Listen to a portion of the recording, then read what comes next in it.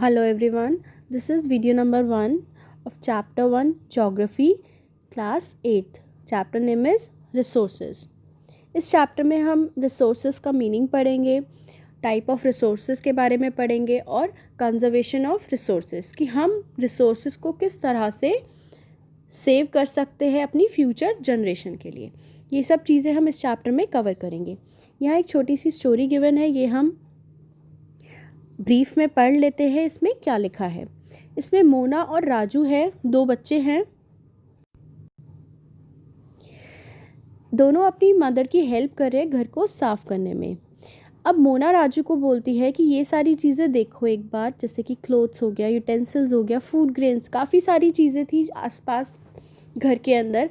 तो ये सारी चीज़ें वो राजू को दिखाती है और मोना राजू को बोलती है कि ये सारी चीज़ें क्या होती है, हमारे लिए बहुत ही ज़्यादा इम्पॉर्टेंट होती है, क्योंकि सारी चीज़ों का कुछ ना कुछ क्या होता है, यूज़ होता है। कोई ना, अब जैसे क्लोथ्स की बात करें या यूटेंसिल्स की बात करें, इन सभी चीज़ों का क्या है, यूज़ है हमारी लाइफ में। इसी वजह से ये चीज़ें क्या होती है, इम्पॉर्टेंट होती है। अब उसकी मदर कहती है कि ये सारी चीज़ें क्या है, रिसोर्सेज है।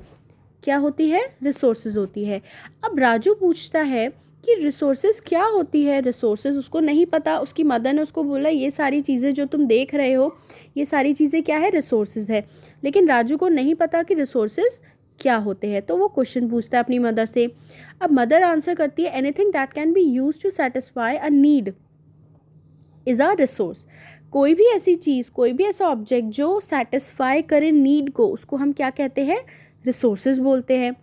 देन उसकी मदर एग्जाम्पल देती है, आप अपने आसपास देखिए, ऑब्जर्व करो, आपको काफ़ी सारी ऐसी चीज़ें दिखेंगी जो कि क्या होती हैं, रिसोर्सेज होती हैं। जैसे कि पानी की बात यहाँ पे हो रही है कि आप जो पानी पीते हो वो क्या होते हैं, उसको भी रिसोर्स बोलते हैं। इलेक्ट्रिसिटी जो आप यूज़ कर रहे हो अपने घर के अंदर, वो भी एक रिसोर्स है। रिक्शा जो आप यूज़ करते हो घर आने के लिए स्कूल से, वो भी एक रिसोर्स है। जो आप टेक्स्ट बुक यूज़ कर रहे हो पढ़ने के लिए, वो भी एक रिसोर्स है। तो ऐसे ही जो भी ऑब्जेक्ट आपकी नीड को सेटिस्फाई करता है, उसको क्या कहते हैं, हम उसको हम रिसोर्स कहते हैं। Your father has prepared a tasty snack for you. The fresh vegetable he has used are also a resource. अब उसके फादर ने जो खाना बनाया है वो भी क्या है, किसी रिसोर्स की हेल्प से बनाया गया है। रिसोर्स क्या यूज़ किया गया है यहाँ पे, वेजिटेबल्स। तो वेजिटेबल्स भी क्या है, हमारे लिए रिसोर्स है। सो ये सारी चीज़ें जो थी, ये एक एग्जाम्पल था कि रिसोर्सेज क्या हो सकता है, कुछ भी हो सकता है जो एक नीड को सेटिस्फाई करे, उसको हम क्या कह सकते हैं, रिसोर्स बोलते हैं। Water, electricity, rickshaw, vegetable and textbook have something in common. ये सारी चीज़ों में कुछ ना कुछ कॉमन है। They have all been used by you, जो कि सारी की चीज़ें आपके द्वारा क्या की गई है, यूज़ की गई है।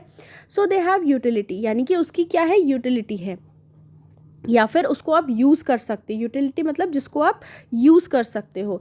Is what makes an object और सब्सटेंस अ रिसोर्स। जिस चीज़ को आप यूज़ कर सकते हो और वो पर्टिकुलर ऑब्जेक्ट आपकी नीड को क्या कर रहा है, सेटिस्फाई भी कर रहा है, तो उसको हम क्या कह सकते हैं, वो हमारे लिए एक रिसोर्स है। How does something become a resource. अब हमें कैसे पता चलेगा, या फिर कोई पर्टिकुलर ऑब्जेक्ट हमारे लिए रिसोर्स कैसे बनेगा, वो हम जानते हैं। Raju now wanted to know. Amma told the children that things become resources only when they have a value. तो कोई भी चीज़ तभी एक रिसोर्स में कन्वर्ट हो सकती है जब उसकी क्या हो, वैल्यू हो। वैल्यू का मतलब जब हम उसको यूज़ कर पाएंगे तभी वो हमारे लिए वैल्यूएबल होगी, और तभी वो क्या हो सकता है, वो एक रिसोर्स में कन्वर्ट करी जा सकती है। कन्वर्ट इन द सेंस कि उसका जो वैल्यू होगा वो एक रिसोर्स में कन्वर्ट हो जाएगा। किसी पर्टिकुलर ऑब्जेक्ट से जब आपकी नीड जो है सेटिस्फाई हो रही है, वो हमारे लिए क्या हो जाएगा, वो हमारे लिए रिसोर्स बन जाएगा। Its use or utility gives its a value. All resources have some value, said Amma. तो हर चीज़ जो हमारे लिए यूजेबल है या फिर उसकी कोई यूटिलिटी है, वही चीज़ क्या होती है, हमारे लिए रिसोर्स होती है। अब वैल्यू का क्या मतलब होता है, वैल्यू मीन्स वर्थ, यानी कि उसकी कोई वर्थ होनी चाहिए, यानी कि वो इम्पॉर्टेंट भी होना चाहिए। ऐसा नहीं है कि आप किसी भी चीज़ को क्या कह रहे हो, रिसोर्स कह रहे हो और उसकी वैल्यू भी है, उसका वर्थ भी है, ऐसा नहीं हो सकता। Some resources have economic value, some do not. कुछ चीज़ों की या कुछ रिसोर्सेज की इकोनॉमिक वैल्यू होती है और कुछ की नहीं। जैसे कि फॉर एग्जांपल मेटल्स में have an economic value, a beautiful landscape may not. अब मेटल्स है, मेटल्स क्या है हमारे लिए, रिसोर्स है। आयरन जो होता है या मेटल की चीज़ें जो होती है वो हमारे लिए क्या है, रिसोर्स है। और इसकी इकोनॉमिक वैल्यू है, यानी कि अगर आप कोई मेटल का सामान खरीदने जाओगे तो उसके बदले में आप क्या करोगे, पैसे दोगे और वो पर्टिकुलर जो मेटल का सामान है या ऑब्जेक्ट है वो आप खरीद दोगे, तो वो रिसोर्स है। और इसकी इकोनॉमिक वैल्यू यानी कि आप मनी टर्म्स में उसको क्या कर सकते हो, उसका वैल्यू यानी उसका वर्थ लगा सकते हो। लेकिन अगर आप लैंडस्केप की बात करें, एक माउंटेन की बात करें, तो रिसोर्स तो वो भी है लेकिन उसका हम वैल्यू नहीं लगा सकते, तो वो इकोनॉमिक वैल्यू में काउंट नहीं होगा। तो यही डिफरेंस है इकोनॉमिक वैल्यू का और जो इकोनॉमिक वैल्यू में नहीं आते। But both are important and satisfy human needs. दोनों ही इम्पॉर्टेंट है और दोनों ही क्या करते हैं, ह्यूमन नीड्स को सेटिस्फाई करते हैं। Some resources can become economically valuable with time. कुछ ऐसे रिसोर्सेज होते हैं जो टाइम के साथ क्या हो जाते हैं, इकोनॉमिकली वैल्यूएबल हो जाते हैं, यानी कि उनकी भी वर्थ हो जाती है इन टर्म्स ऑफ मनी या फिर वैल्यू की बात करें। Your grand mother home remedies have no commercial value today, but if they are patent and sold by a medical firm tomorrow, they could become a economical valuable। तो अगर suppose आपकी grand mother यानी आपकी दादी है, अगर वो कोई मेडिसिन घर पे बनाती है लेकिन वो मेडिसिन बाहर किसी केमिस्ट की दुकान पे नहीं खरीदी जा सकती, तो उसकी इकोनॉमिक वैल्यू नहीं है, क्योंकि वो जो दवाई बनाई जा रही है वो आप ही के लिए बनाई जा रही है। या फिर घर में किसी की सर्दी ज़ुकाम हो गया तो वो काढ़ा टाइप अगर बना के दे दिया तो उसका कोई पेटेंट वैल्यू नहीं है। लेकिन वही चीज़ अगर पेटेंट करा दिया जाए, यानी कि उसको अगर हम मार्केट में बेचना शुरू कर दे, तो उसकी क्या हो जाएगी, वो इकोनॉमिकली वैल्यूएबल हो जाएगी। अब उसकी भी क्या हो जाएगी, इन टर्म्स ऑफ मनी अगर हम बात करें, उसकी भी वैल्यू बढ़ जाएगी।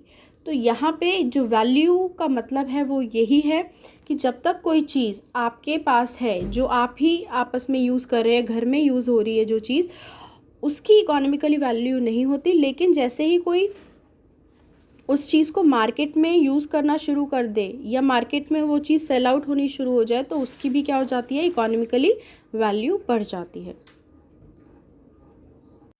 अब यहाँ पेटेंट का मीनिंग लिखा है, it means the exclusive right over any idea और इन्वेंशन, यानी कि आप ही के पास उस चीज़ का हक होगा कि वो चीज़ कोई और आपसे आइडिया जो आपका है वो कोई और आपके आइडिया के ऊपर काम नहीं कर सकता। सपोज़ आपने कोई पेंटिंग बनाई, उस पर आपका पेटेंट राइट होगा, यानी कि आपका राइट होगा कि वैसी पेंटिंग कभी मार्केट में अगर सेल आउट होगी तो वो आपके नाम से होगी, या इन फ्यूचर वो पेंटिंग बनाई जाएगी तो सबसे पहला हक उस पेंटिंग पे क्या होगा, तुम्हारा होगा, आप लोगों का होगा। तो वही होता है पेटेंट, यानी कि एक्सक्लूसिव राइट जो होता है किसी भी आइडिया पे या फिर किसी इन्वेंशन पे, तो वो किस पर्सन का होगा, जिसने उस चीज़ को बनाया होगा, इन्वेंट किया होगा। Time and technology are two important factors that can change substances into resources। तो टाइम और टेक्नोलॉजी दो ऐसे इम्पॉर्टेंट फैक्टर्स हैं जो किसी सब्सटेंस को क्या कर सकती है, एक रिसोर्स में कन्वर्ट कर सकती है या फिर रिसोर्स में चेंज कर सकती है। Both are related to the need of the people. अब टाइम और टेक्नोलॉजी क्या है, दोनों ही क्या है, इम्पॉर्टेंट है किसी भी पर्सन के लिए, और दोनों ही चीज़ें रिलेटेड है किसी भी पीपल से या फिर एक पर्सन से। People themselves are most important resource. लोग भी क्या होते हैं, बहुत ही ज़्यादा इम्पॉर्टेंट रिसोर्स होते हैं। लोगों को इम्पॉर्टेंट रिसोर्स क्यों बोला गया है, इसीलिए बोला गया है because their ideas, knowledge and invention and discoveries that lead to the creation of more resources. जो लोग होते हैं उन्हीं की हेल्प से, यानी कि उनके जो आइडियाज़ होते हैं, उनके जो नॉलेज होती है, या जो इन्वेंशंस वो करते हैं, डिफरेंट डिस्कवरीज वो करते हैं, उन्हीं की हेल्प से हम और रिसोर्सेज को बना पाते हैं. For example, every each discovery और invention leads to many others. एक इन्वेंशन या फिर बहुत सारे इन्वेंशंस, बहुत सारी डिस्कवरीज को क्या करते हैं, और ज़्यादा, जैसे एक डिस्कवरी हुई उससे आगे उसकी टेक्नोलॉजी गई. हमने फ़ोन, फॉर एग्जांपल फ़ोन का एग्जांपल लेते हैं. स्टार्टिंग की अगर हम बात करें, फ़ोन्स जो थे कीपैड्स पे आए थे. उसके बाद धीरे धीरे जो टच स्क्रीन्स आई, टच स्क्रीन्स में भी बहुत सारे इन्वेंशंस होते चले गए, बहुत सारी एप्लीकेशंस है आज के टाइम में. तो ये सारी चीज़ें क्या है, टाइम और टेक्नोलॉजी के साथ ही हमारे पास डिस्कवर हुई है और लोगों की हेल्प से हुई है. तो इसीलिए पीपल को क्या बोला गया है, यहाँ पे रिसोर्स बोला गया है. The discovery of fire led to the practice of cooking. अब किसी ना किसी ने कभी तो डिस्कवर किया होगा फायर को, उसी की हेल्प से क्या हो पाया, कुकिंग जो है हमारे को पता चली है कि कुक किस तरह से किया जाता है और किसकी हेल्प से करते हैं. And other processes, while the invention of the wheel ultimately resulted in development of newer mode of transport. So यहाँ एक और एग्जाम्पल गिवन है, जैसे कि अगर किसी ना किसी ने कभी तो इन्वेंट किया था व्हील का.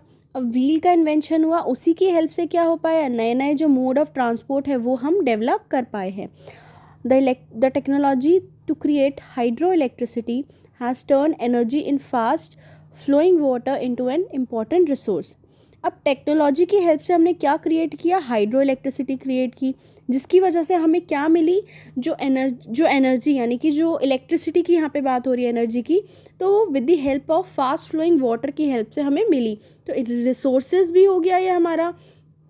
टेक्नोलॉजी की हेल्प से हमने हाइड्रो इलेक्ट्रिसिटी जनरेट की. हाइड्रो इलेक्ट्रिसिटी की हेल्प से हम क्या जनरेट कर पा रहे हैं, इलेक्ट्रिसिटी जनरेट कर पा रहे हैं.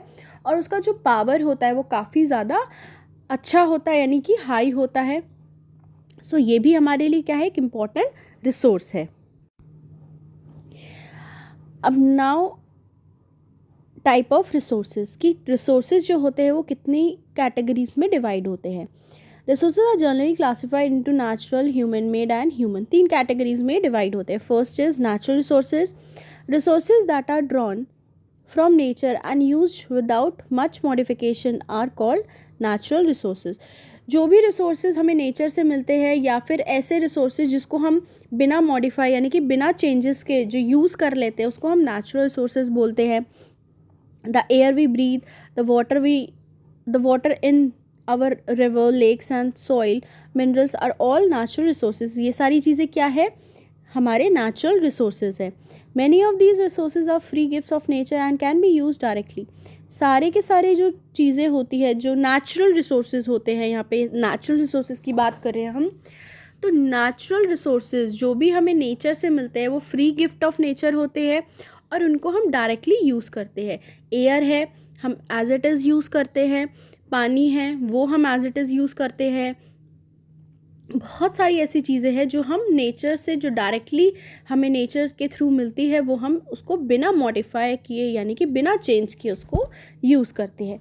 In some cases tool and technology may be needed to use a natural resources in the best possible way. But कई केसेस में हम टूल्स या फिर टेक्नोलॉजी की हेल्प से कुछ चीज़ों को यानी कि कुछ नेचुरल रिसोर्सेज को चेंज करते हैं, थोड़ा बहुत मॉडिफाई करते हैं, ताकि हम उसको अच्छे से यूटिलाइज़ कर पाएँ. क्या कर पाए, बहुत ही बेस्ट पॉसिबल वे में, और जो और जिसमें हम उन नेचुरल रिसोर्सेज को ज़्यादा वेस्ट ना कर पाए. तो उसी का मतलब है कि बेस्ट पॉसिबल वे में हम किसी नेचुरल रिसोर्स को कैसे यूज़ कर सकते हैं, अगर हम किसी टेक्नोलॉजी या फिर टूल की हेल्प ले रहे हैं तो. Natural resources are classified into different groups depending upon their level of development and use, origin, stock and distribution. अब जो नेचुरल रिसोर्सेज होते हैं वो डिफरेंट कैटेगरीज में डिवाइड होते हैं. वो डिपेंड करता है कि कितना ज़्यादा वो लेवल ऑफ डेवलपमेंट है, यानी कि उसमें डेवलपमेंट कितनी है, उसका यूज़ कितना हो रहा है, या फिर उसका ओरिजिन यानी कि वो कहाँ से उसका ओरिजिन है, कहाँ से वो चीज़ ओरिजिनेट हुई है, उसका स्टॉक कितना है, यानी कि उसकी जो क्वांटिटी है कम है ज़्यादा है. इस तरीके जो चीज़ें होती है उस पर हम क्या क्लासीफाई कर रहे हैं यहाँ पे नेचुरल रिसोर्सेज को। On the basis of their development and use resources can be classified into 2 groups, जैसे कि actual resource and potential resources. First is actual and potential resources. अब एक्चुअल रिसोर्स क्या होते हैं? Are those resources which whose quantity is known. Actual resources उनको बोला जाता है जिनकी हमें क्वांटिटी पता है कि ये इतनी क्वांटिटी है, यानी कि 1 किलो है फॉर एग्जांपल, 2 किलो है, हमें पता है कि ये क्या है, इतने ही है। उन रिसोर्सेज को हम एक्चुअल रिसोर्सेज बोलते हैं। Those resources are being used in present. The rich deposits of coal in rural region of Germany and petroleum in the West Asia. The dark soils of Deccan Plateau in Maharashtra all are actual resources. अब हमें पता है जो resources कितनी quantity में है और कहाँ पे है, तो उन्हीं को हम क्या बोल रहे हैं यहाँ पे? एक्चुअल रिसोर्सेज बोल रहे हैं। जैसे यहाँ पे कोल डिपॉजिट की बात हो रही है जो कि जर्मनी में भी है, पेट्रोल की बात हो रही है जो वेस्ट एशिया में है, या फिर डार्क सॉइल की बात हो रही है जो कि महाराष्ट्र साइड आपको मिलेगा। तो ये सारे रिसोर्सेज का हमें पता है कि कितना कितना क्वांटिटी में होगा, तो उसी को हम क्या बोल रहे हैं यहाँ पे? एक्चुअल रिसोर्सेज बोल रहे हैं।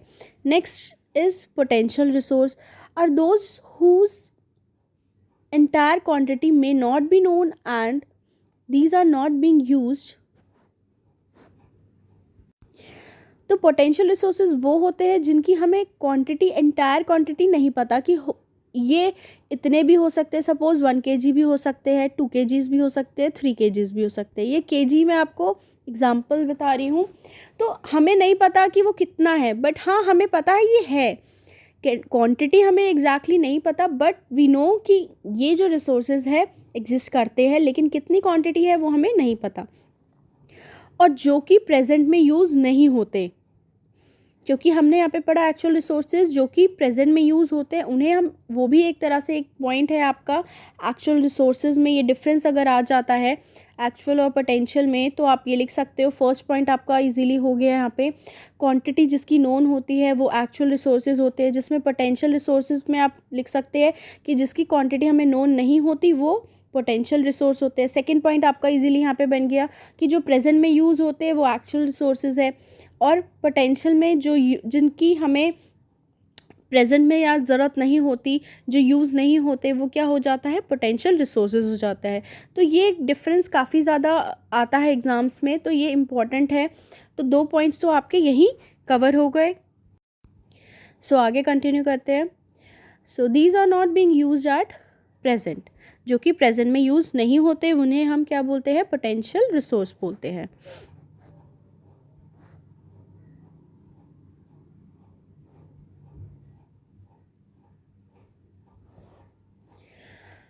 These resources could be used in future, but we can use these resources in future। हम अपने future में इन resources को use कर सकते हैं। The level of technology we have at present may not be advanced enough to easily utilize these resources। क्योंकि हमारे पास जो इस टाइम प्रेजेंट में टेक्नोलॉजी है, हो सकता है वो इतनी एडवांस नहीं है कि हम उन रिसोर्सेज को ईजिली यूटिलाइज या फिर उनको यूज़ कर पाए प्रेजेंट टाइम में। बट फ्यूचर में जब हमारे पास बेटर टेक्नोलॉजी आ जाएगी या और अच्छी टेक्नोलॉजी आ जाएगी, तो उन रिसोर्सेज को हम यूज़ कर सकते हैं। The uranium found in Ladakh is an example of potential resources that could be used in future। अब एग्जाम्पल यहाँ पे क्या दिया हुआ है? यूरेनियम का दिया हुआ है जो कि लद्दाख में मिलता है, और ये एक पोटेंशियल रिसोर्स का एग्जाम्पल है। इन प्रेजेंट हम उस चीज़ को यूज़ नहीं कर पा रहे because we do not have that particular technology या एडवांस टेक्नोलॉजी नहीं है जिसकी हेल्प से हम उस पर्टिकुलर यूरेनियम को निकाल पाए या फिर उसकी जो एक्चुअल क्वांटिटी है वो हम पता लगा पाए। लेकिन फ्यूचर में उस चीज़ को हम क्या कर सकते हैं? यूज़ कर सकते हैं। High speed winds were a potential resource 200 years ago। अब जैसे यहाँ एग्जाम्पल है हाई स्पीड विंड्स का, ये 200 साल पहले की अगर हम बात करें तो ये एक पोटेंशियल रिसोर्स हुआ करता था, लेकिन Today they are actual resource and wind farms generate energy using windmills. तो windmills की हेल्प से ये आज की डेट में प्रेजेंट में क्या कर सकते हैं, हम इलेक्ट्रिसिटी जनरेट कर सकते हैं। और ये 200 ईयर्स पहले की बात करें तो ये एक आपका पोटेंशियल रिसोर्स हुआ करता था, लेकिन प्रेजेंट की बात करें तो ये क्या है, अब एक्चुअल रिसोर्स है। जो नीदरलैंड्स वगैरह है, काफ़ी ज़्यादा वहाँ पे इस चीज़ को यूज़ किया जाता है, विंड मिल्स वगैरह को। यहाँ पे एक पिक्चर भी गिवन है, पिक्चर आपको देख सकते हो, यहाँ पे विंडमिल गिवन है। इस तरह से विंडमिल होती है, जब बहुत तेज़ हवा चलती है तो ये गोल गोल घूमने लगती है, और इसी की हेल्प से क्या होता है, आपका जो इलेक्ट्रिसिटी है वो जनरेट होता है।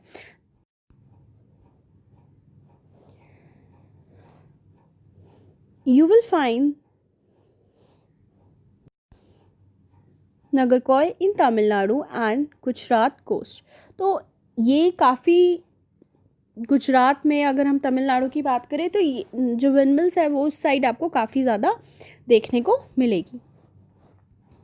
Based on their origin resources can be biotic and biotic.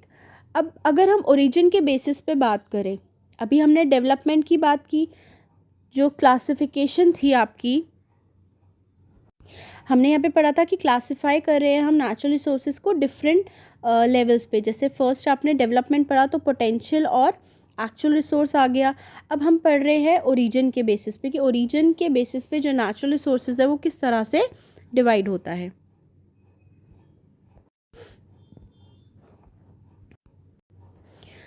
So biotic and abiotic resources are non-living while biotic resources are living.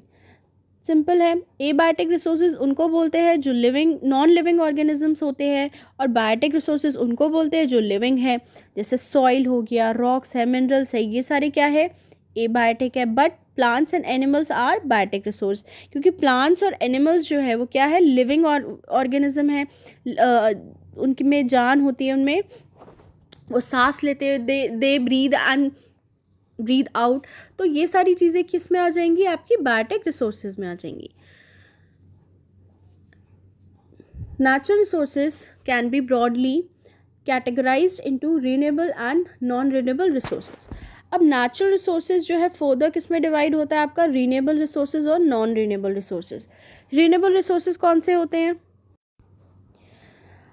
वो रिसोर्सेज होते हैं विच गेट रीन्यूड और रिप्लेनिश्ड क्विकली, यानी कि जो बहुत ही जल्दी रीन्यू हो जाते हैं, वापस से हम उसको यूज़ कर पाते हैं, वापस से वो जनरेट हो जाते हैं, रीजनरेट हो जाते हैं, उनको हम रिन्यूएबल रिसोर्सेज बोलते हैं। Some of these are unlimited and are not affected by human activities. कुछ रिसोर्सेज उसमें से ऐसे होते हैं जो अनलिमिटेड होते हैं और जो ह्यूमन एक्टिविटीज़ से बिल्कुल भी अफेक्ट नहीं होते, जैसे कि solar and wind energy.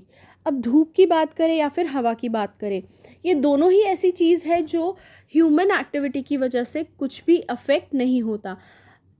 Sunlight है, आपको बहुत सारी मिलेगी, वैसे ही विंड एनर्जी है, उसको भी आप बहुत ज़्यादा अनलिमिटेड, जो आपकी क्वांटिटी है उसकी बहुत ज़्यादा है।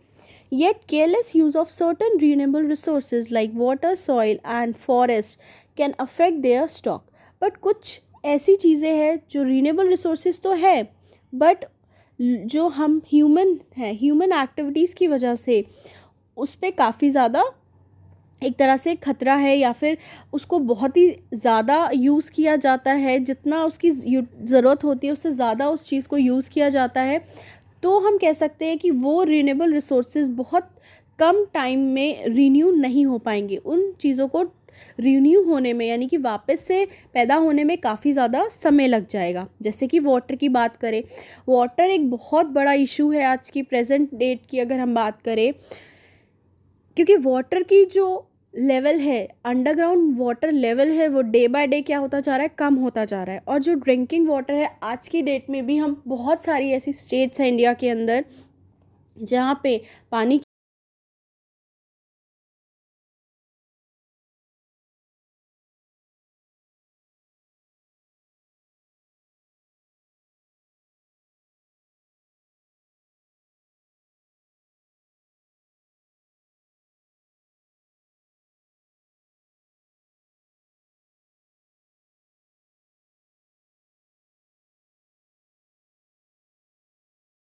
इतना ज़्यादा होता है, केयरलेस यूज़ होता है, जिसकी वजह से ये इनका स्टॉक जो है बहुत ज़्यादा अफेक्ट होता है।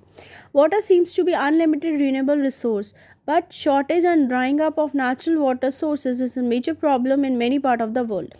तो पानी जो है एक रीनेबल रिसोर्स है, बट जो इसका शॉर्टेज है और हर जगह पे इसका ओवर यूटिलाइजेशन होता है, या फिर जो कुछ ऐसे नेचुरल सप्लाई होते हैं जैसे रिवर्स हो गए, ये सब सूखते जा रहे हैं, ड्राई अप होते जा रहे हैं। तो ये काफ़ी ज़्यादा एक मेजर प्रॉब्लम है पूरे वर्ल्ड में ही, इंडिया की बात नहीं है, पूरे वर्ल्ड के अंदर ये काफ़ी मेजर प्रॉब्लम बनता जा रहा है। Next is non renewable resources are those which have a limited stock. Renewable resources हमने पढ़ा जिसका अनलिमिटेड स्टॉक होता है। तो नॉन रिन्यूएबल रिसोर्सेज कौन से होंगे? उसका अपोजिट, जिसका क्या होगा? लिमिटेड स्टॉक होगा। Once the stock are exhausted it may take thousands of years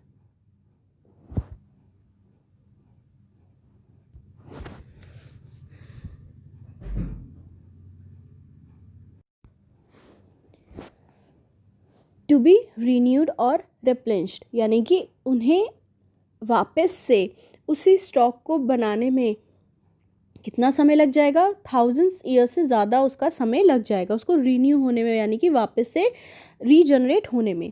since this period is much more than a human life span such resources are consider non renewable. अब एक इंसान 1000 साल तक तो जिएगा नहीं, तो इसी वजह से एक ह्यूमन लाइफ का ज़्यादा से ज़्यादा जो स्पैन होता है, टाइम पीरियड होता है किसी पर्सन का, वो 70 to 80 ईयर्स होता है, या फिर 90 से 100 ईयर्स के बीच में मान लीजिए। तो इससे ज़्यादा तो वो जिएगा नहीं। लेकिन अगर यहाँ पे हम नॉन रिन्यूएबल रिसोर्स की बात कर रहे हैं, जैसे पेट्रोलियम हो गया, नेचुरल गैस हो गया, अब इनको रीजनरेट होने में थाउजेंड्स ईयर्स का टाइम लग जाएगा। अगर इसी स्पीड में कोई इंसान इन रिसोर्सेज को, पेट्रोलियम को या नेचुरल गैस को यूज़ कर रहा है और वो ख़त्म हो जाती है, तो हमारी फ्यूचर जनरेशन के लिए कुछ नहीं बचेगा। इसी वजह से इन रिसोर्सेज को किस कैटेगरी में डाला गया? नॉन रिन्यूएबल रिसोर्सेज में। और सबसे इम्पॉर्टेंट चीज़, ऐसे रिसोर्सेज को हमें इस तरह से यूटिलाइज़ करना चाहिए कि वो मिनिमम यूज़ हो, यानी कि उसका ओवर यूटिलाइजेशन हमें करना नहीं चाहिए, so that it can be used by our future generation. On the basis of their distribution, resources can be ubiquitous and or localized. Resources that are found everywhere like air we breathe and ubiquitous are but those which are found only in a certain places are localized like copper or iron. अब जो resources हर जगह पाए जाते हैं, जैसे कि air है, तो उनको क्या बोला जाता है? यूबिक्विटस बोला जाता है उन रिसोर्सेज को। लेकिन जो एक कुछ सर्टेन प्लेसेस में ही मिलते हैं, जैसे कि कॉपर या फिर आयरन ओर हो गया, तो उनको लोकलाइज रिसोर्स बोला जाता है। The distribution of natural resources depend upon number of physical factors like terrain, climate, altitude. तो काफ़ी ज़्यादा डिपेंड करता है नेचुरल रिसोर्सेज का डिस्ट्रीब्यूशन काफ़ी सारी चीज़ों पे, काफ़ी फैक्टर्स पे, जैसे कि वहाँ का टेरेन कैसा है, यानी कि ज़मीन किस तरह की है, वहाँ का क्लाइमेट कैसा है, ठंडा है, गर्म है, ऑल्टीट्यूड कैसा है, यानी कि माउंटेन एरियाज है, प्लेन है, प्लाटूज़ है, इस तरह की जो चीज़ें होती है, इन सारे फैक्टर्स पे भी डिपेंड करता है नेचुरल रिसोर्सेज का डिस्ट्रीब्यूशन, कि कौन से एरिया में किस टाइप का जो रिसोर्स है आपका। The distribution of resources is unequal because these factors differ so much over the earth. तो डिस्ट्रीब्यूशन जो होता है रिसोर्सेज का बहुत अनईक्वल है। ऐसा नहीं है कि 7 कॉन्टिनेंट्स है तो सातों कॉन्टिनेंट में इक्वल डिस्ट्रीब्यूशन होगा हर पर्टिकुलर नेचुरल रिसोर्स का। नहीं, ऐसा पॉसिबल नहीं है, बिकॉज जो फिज़िकल फैक्टर्स है, जैसे मैंने आपको बताया, टेरेन, क्लाइमेट वगैरह, इसी तरह से ये सारे रिसोर्सेज, ये सारे जो फैक्टर्स होते हैं, इन्हीं की वजह से जो डिस्ट्रीब्यूशन होता है रिसोर्सेज का, नेचुरल रिसोर्सेज का, वो काफ़ी ज़्यादा अलग है पूरे अर्थ पे। So this topic will continue in our next video, and please subscribe our channel. अभी तक अगर आपने हमारे चैनल को सब्सक्राइब नहीं किया है तो प्लीज़ हमारे चैनल को सब्सक्राइब करिए। Thank you.